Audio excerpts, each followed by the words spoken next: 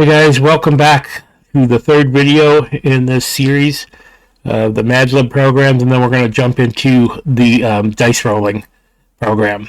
So, as you can see, what I changed in the last video is now there. Everything else is the same, and we're going to go through one because the rest is nothing more than changing the specifics of what we're doing.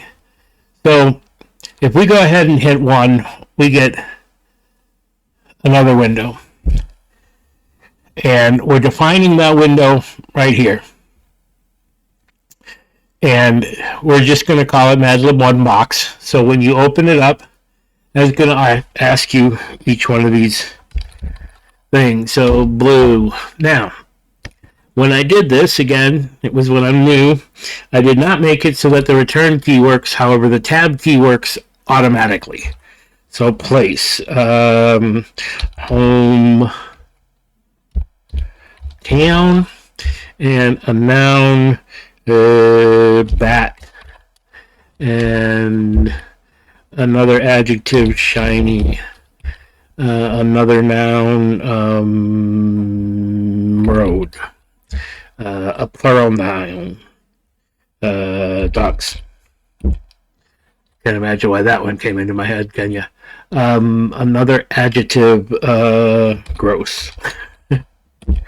An animal, horse. And one last adjective, big. And a last noun, let's go house. And hit submit. But let's walk through this a little bit now that we have it here.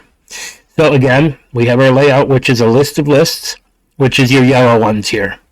And then each one of these rows is a piece of text. Okay, next one, piece of text, and then an input. So what we're doing is in the PySimpleGUI module, we are taking the text class that they have as it shows right here. This is very helpful. One of the great reasons to use VS Code when it all works right. And a string, it can have a size. S means size, it's just a shortcut.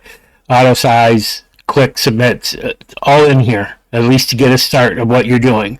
Not to mention there's a great section of the documentation for it over on the site PySimpleGUI.org. I gave it a size.